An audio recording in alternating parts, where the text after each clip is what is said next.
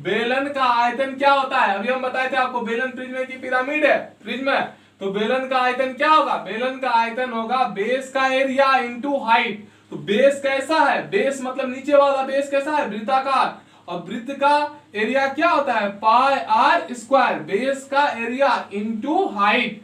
तो इसका आयतन क्या हो जाएगा बेलन का? पाई आर स्क्वायर इंटू एच। अब देखिए वक्र पृष्ठ क्षेत्रफल, तो वक्र पृष्ठ क्षेत्रफल का क्या याद किया हम बताए थे? वो था बेस का परिमाप इंटू हाइट। बेस कैसा है? बेस वृत्ताकार है, वृत्त का परिमाप क्या होता है बताइए? 2 पाई आर इंटू क्या हो जाएगा? एच। बेस वृत्ताकार है, वृत्त का परिमाप 2 पाई आर इंटू एच। अब देखिए संपूर्ण पृष्ठ क्षेत्रफल, संपूर्ण पृष्ठ क्षेत्रफल ज्ञात करने के लिए क्या बताए थे हम? संपूर्ण पृष्ठ क्षेत्रफल तो बताए थे वक्र पृष्ठ क्षेत्रफल प्लस 2 गुना बेस का एरिया। बेस मतलब होता है आधार। अब देखिए वक्र पृष्ठ क्षेत्रफल क्या है? 2 पाई आर एच। बेस कैसा है? वृत्ताकार, 2 गुना पाई आर स्क्वायर। अब देखिए ध्यान से, 2 pi R H plus 2 pi R square, दोनों में कॉमन क्या आ रहा है? 2 पाई आर कॉमन आया, 2 पाई आर कॉमन ले लेंगे तो यहां पर हो जाएगा एच प्लस आर। ये होगा संपूर्ण पृष्ठीय क्षेत्रफल। चलिए अब हम लोग आगे देखते हैं। देखिए यह आकृति एक शंकु है, और शंकु आधार तल के ऊपर एक निश्चित बिंदु को मिलाने से निर्मित आकृति कहलाता है, बताए थे हम, पिरामिड कहलाती है। तो देखिए सबसे पहले यहां से हम ऐसे खींचेंगे तो ये एच होगा और ये होगा आर, और ये लंब है, एच कहलाएगा, ये आर कहलाएगा। लंब के सामने वाली भुजा क्या होती है? लंब के सामने वाली भुजा कर्ण होती है, एल। एल को कहते हैं हम लोग तिर्यक ऊंचाई। तो ये समकोण त्रिभुज बन रहा है यहाँ पर। तो एल बराबर क्या होगा? पाइथागोरस के प्रमेय के अनुसार कर्ण का स्क्वायर बराबर होता है लंब का स्क्वायर जोड़ आधार का स्क्वायर। तो एल का स्क्वायर कीजिएगा तो कर्ण का स्क्वायर हो जाएगा आधार का स्क्वायर प्लस लंब का स्क्वायर, और स्क्वायर हटेगा तो रूट आपका आ जाएगा। ठीक है। अब चलिए शंकु का आयतन, शंकु का आयतन क्या होता है? देखिए इसके लिए आपको याद करना पड़ेगा, शंकु का आयतन को याद करने के लिए आपको पिरामिड का आयतन याद करना पड़ेगा। पिरामिड का आयतन क्या होता है? पिरामिड का आयतन होता है 1/3 गुना बेस का एरिया। तो बेस कैसा है? वृत्ताकार, पाई आर स्क्वायर इंटू हाइट। तो इसका क्या हो गया? 1/3 पाई आर स्क्वायर एच। अब देखिए वक्र पृष्ठ क्षेत्रफल, वक्र पृष्ठ क्षेत्रफल का क्या फॉर्मूला बताए थे हम पिरामिड का? 1/2 गुना बेस का परिमाप, तो 2 पाई आर, 1/2 गुना बेस का परिमाप इंटू एल। 2 क्या हो गया? कट गया, तो पाई आर एल। अब देखिए संपूर्ण पृष्ठ क्षेत्रफल, तो ये शंकु का संपूर्ण पृष्ठ क्षेत्रफल निकालेंगे। सबसे पहले करेंगे इसमें वक्र पृष्ठ क्षेत्रफल। वक्र पृष्ठ क्षेत्रफल प्यारे बच्चों देखिएगा ध्यान से, वक्र पृष्ठ क्षेत्रफल ये वाला पोर्शन होता है। आप किसी के बर्थडे में जो टोपी पहनाता है वो देखे होइएगा, उसका चारों तरफ जो होगा वो होगा उसका वक्र पृष्ठ क्षेत्रफल। तो वक्र पृष्ठ क्षेत्रफल प्लस, लेकिन देखिए ये पिरामिड है तो उसका एक ही आधार होगा, तो इसका क्या हो जाएगा? बेस का एरिया। बेस का मतलब होता है आधार, बेस का एरिया। तो देखिए वक्र पृष्ठ क्षेत्रफल अभी तुरंत निकाले हुए हैं, पाई आर एल प्लस बेस का एरिया क्या होता है? पाई आर स्क्वायर। अब ध्यान से देखिए इस दोनों में क्या कॉमन आ रहा है? पाई आर, तो हो जाएगा एल प्लस आर। इतना लेट कर देखिए ये घन है, और घन प्रिज्म होता है कि पिरामिड होता है? प्रिज्म होता है, क्योंकि इसका आधार तल और शीर्ष तल दोनों क्या होता है? बराबर होता है। घन का आयतन, तो हम प्रिज्म का आयतन देखिए सबसे पहले घन के बारे में कुछ समझिए।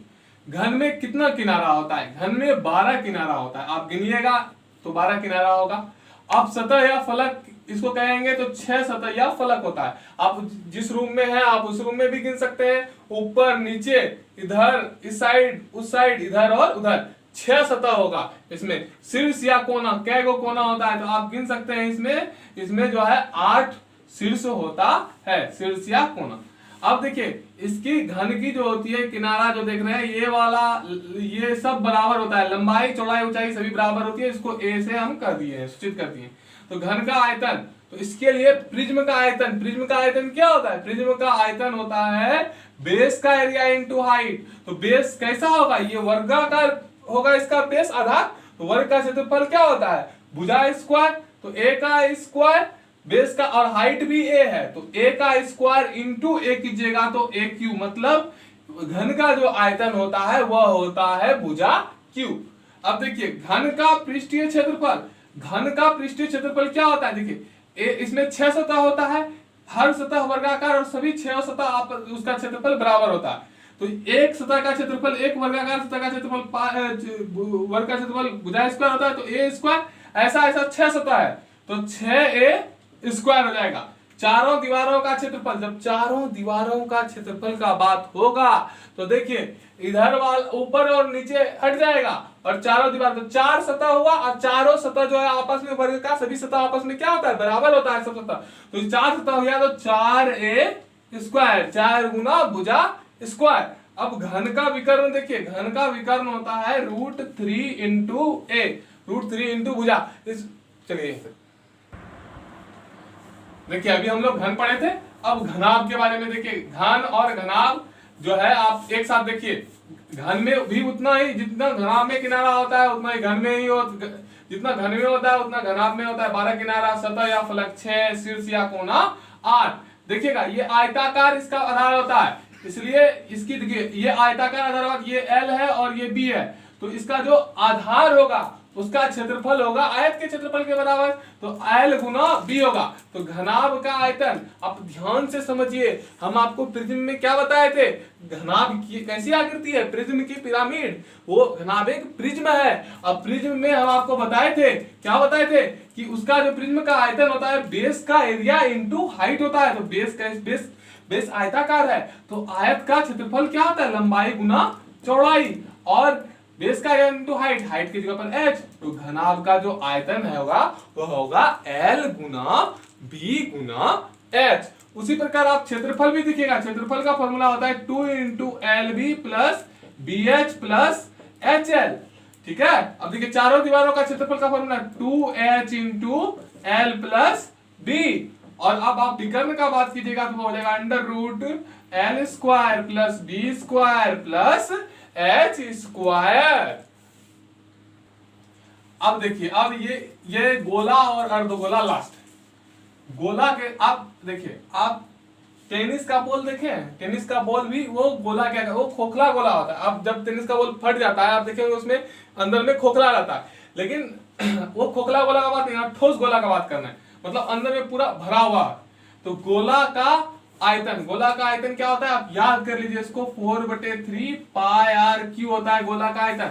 अब गोला का आयतन होता है, और गोले का आयतन को जब आधा कट करेंगे तो अर्धगोला बनेगा, तो गोला का आयतन में 2 से भाग दे देंगे तो अर्धगोला का आयतन आ जाएगा। अर्धगोला का आयतन 2 से भाग दीजिएगा तो 2/3 पाई r क्यू होगा। अब देखिए गोला का जो संपूर्ण पृष्ठ क्षेत्रफल होता है उसका फॉर्मूला होता है 4 पाई r स्क्वायर।